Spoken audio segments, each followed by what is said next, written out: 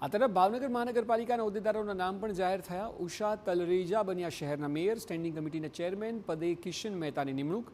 Ashok બારૈયાને સોંપાયું deputy મેયરનું પદ।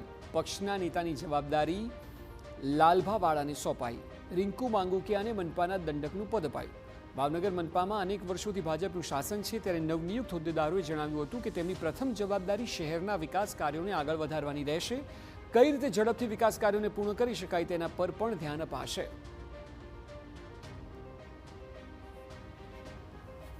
ભારતીય જનતા પાર્ટીના પહેલા પણ જે વિકાસના કામો થયેલા છે તે ભારતીય જનતા પાર્ટીના સાનિધ્યમાં થયેલ છે। અત્યારે જે બાકી રહેલા કામો છે તે પણ આખી ટીમ વાઇઝ ભારતીય જનતા પાર્ટીના ચૂંટાયેલા પદાધિકારીઓ તેમજ ટીમ વાઇઝ બધા જ સાથે રાખીને કામ પૂરા કરવાના છે। ભાવનગરના વિકાસ માટે જે અત્યારે યુવાનો દ્વારા ભૂતકાળમાં ભરપૂર વિકાસ થયો છે, એટલે 35 વર્ષથી અમારી ભારતીય જનતા પાર્ટીની શાસન છે, એ વિકાસ ગાથાને અમે આગળ ચલાવશું અને જ્યાં જ્યાં વિકાસ કાર્ય અત્યારે ચાલુ છે એને સંપૂર્ણ જોરશોરથી આગળ ચલાવશું અને ભૂતકાળમાં જે વિકાસ થયો છે એનાથી પણ સારો વિકાસ કરવાનો અમે પ્રયત્ન કરશું।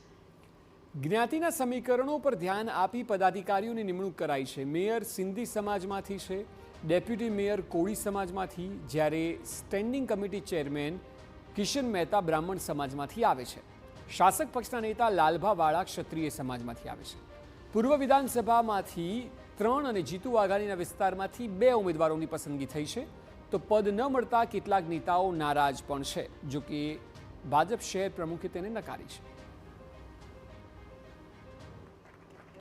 અમારા કોઈ ધ્યાનમાં નથી। ભારતીય જનતા પાર્ટીના સૌ કાર્યકર્તા જ હોય છે અને કાર્યકર્તા આવી રીતે કોઈ નારાજ થયું હોય અત્યારે એવું કોઈ અમારા અહીંયા જ્યારે પ્રભારી પણ અમારી સાથે હાજર છે ત્યારે કોઈ એવી નારાજગી કોઈએ વ્યક્ત કરી નથી।